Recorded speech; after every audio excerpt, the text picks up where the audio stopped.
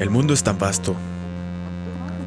Somos casi 8.000 millones de habitantes, con un constante crecimiento inconmensurable.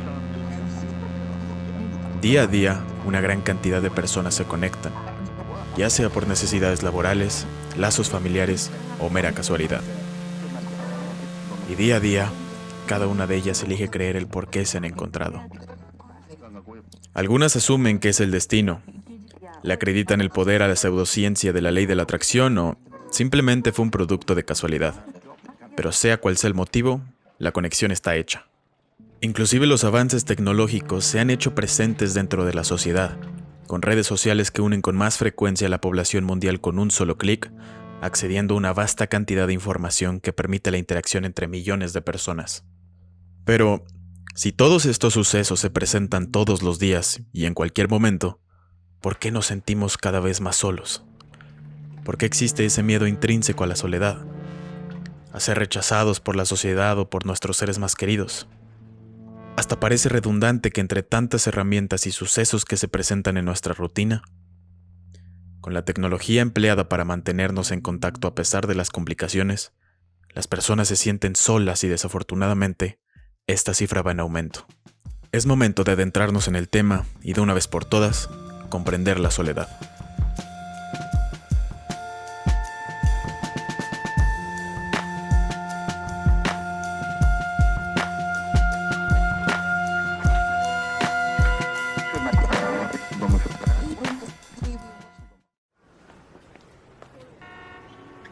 La soledad se puede interpretar como meramente un acto de carecer de compañía, ocasionado de manera voluntaria o involuntaria.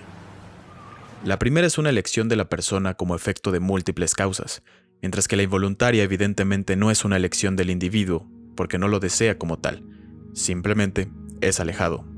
Desde un punto de vista psicológico sigue un patrón en particular, pues la percepción que la persona tiene en su cerebro comúnmente es subjetiva, ya que en su contexto los escenarios son adversos a los deseados socialmente hablando, por lo que genera daños colaterales al corto y largo plazo. Este problema deriva por múltiples factores como el rechazo, la pérdida de alguien, la culpa, el fracaso o una baja autoestima, por mencionar algunos. Pero hay que tomar algo en consideración. No todo aquel individuo que viva solo se encuentra en soledad, y tampoco el que esté repleto de compañía quiere decir que no experimente la soledad. En la era en la que vivimos actualmente, hay diversos casos de familias o parejas donde no basta con una proximidad física, ya que la brecha emocional que existe entre las personas es lo suficientemente amplia para abrir paso a sentimientos de aislamiento. Y como menciona el psicólogo Guy Winch en su libro Primeros Auxilios Emocionales, lo que determina nuestra soledad no es la cantidad de relaciones que tengamos, sino más bien su calidad subjetiva, la medida en que nos percibimos aislados social o emocionalmente. Ahora es momento de cuestionarnos algo. ¿Realmente es un proceso natural del ser humano el ser una especie social?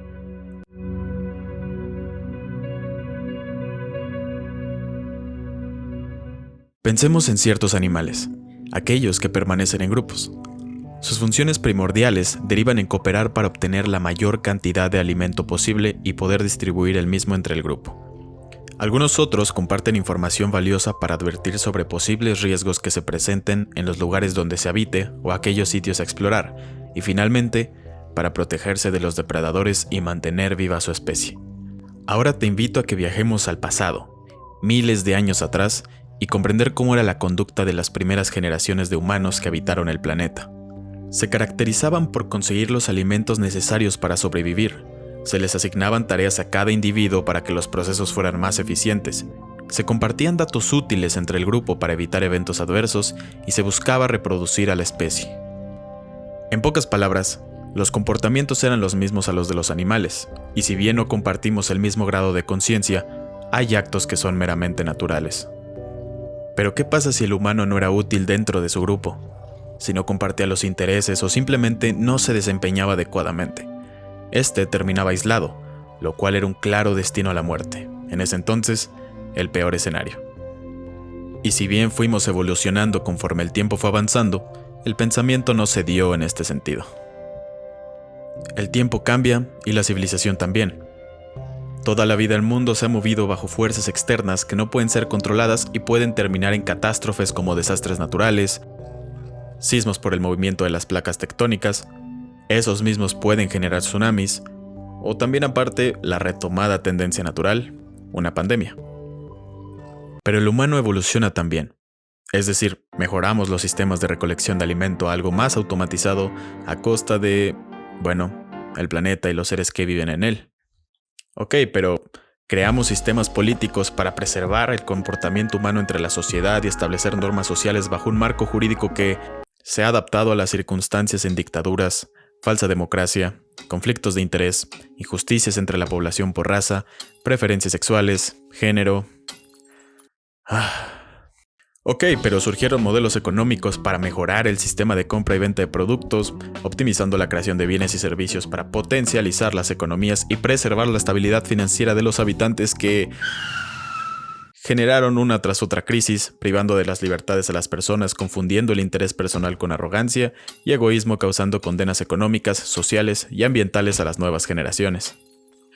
Bueno, viendo el panorama, sí, tiene sentido que nos sintamos cada vez más solos. ¿A qué voy con esto? Que a pesar de que existan escenarios que no se pueden controlar, otros son creados por el mismo hombre que directamente afectan la salud mental de los individuos, y esto no es nuevo. Hay culturas en diversas áreas poblacionales donde la diferencia de acceso de oportunidades es abismal. Eso influye en salarios para mantener familias, en acceso a mejor educación o a un ambiente social mucho más ameno. Estas brechas dan pauta a un claro desnivel social donde algunos no pueden darse ciertos lujos y deben adaptarse a las circunstancias. Desafortunadamente, la salud mental sigue sin considerarse como prioridad y cuando no hay subsidio para su atención, es cuestión de observar el incremento en consecuencias devastadoras sobre las personas que ocasionan desde enfermedades crónicas hasta la pérdida de varias vidas. Realmente el decir que es responsabilidad de la persona que se está viendo afectada el solucionar este tipo de problemas, en ocasiones no parece el correcto argumento. Una vez apreciado el panorama que engloba la población, toca momento de profundizarlo de manera individual, y si bien los casos dependen de la situación de cada persona, hay patrones a seguir que brindan justificaciones y respuestas.